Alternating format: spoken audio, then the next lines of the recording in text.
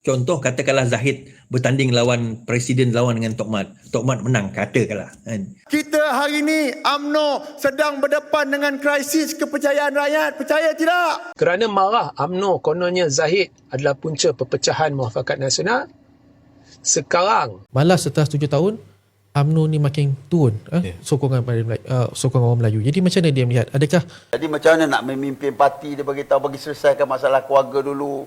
Lepas tu ada kes dia kata dulu kita marah kat UMNO. Kenapa UMNO ni Datuk Zahid ni ada kes nak pegang lagi presiden. Sekarang you pun ada kes. Ya, dalaman UMNO walaupun tak berapa nampak, tapi kita tahu konflik antara pemimpin dalam UMNO dan ketidakbersamaan dari sudut pembawaan politik. Setelah itu terpaksa duduk kerana since we cannot fight him. Di mana datang keikhlasan dia orang ni cerita tentang nak satukan Melayu, sedangkan mereka ni lah hari ni yang menyebabkan orang dalam UMNO sendiri pecah. Sebaliknya, hanya satu sahaja cara, iaitu Zahid Hamidi letak jawatan sebagai Presiden. Yang Berhormat Datuk Seri Utama Muhammad Hassan, Timbalan Presiden UMNO. Dan malahan apabila Tok Mat menyuarakan ni, Tok Mat menyuarakan suara rakyat, mereka perkecil-kecilkan.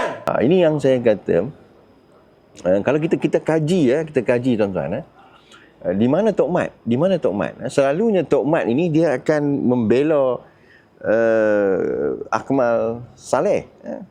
Saya pun faham Tok Mat pun takkan selama-lamanya nak menjadi timbalan Presiden UMNO dan ya. Zahid jadi TYT Melaka, dia letak jawatan Presiden UMNO, Tok Mat memangku. Beliau berkata demikian selepas selesai mesyuarat terbabit yang diadakan di Menara Dato' On, Pusat Dagangan Dunia WTC Ibu Negara malam tadi. Presiden UMNO Datuk Seri Ahmad Zahid Hamidi dijadualkan menyampaikan ucapan dasarnya pada perasmian Perhimpunan Agung UMNO 2025 hari ini. Perhimpunan kali ini menghimpunkan seramai 6,412 perwakilan dari seluruh negara. Ketua Pemuda UMNO Akmal Saleh mengumumkan keputusannya untuk meletak jawatan sebagai Exco Melaka seperti yang saya katakan.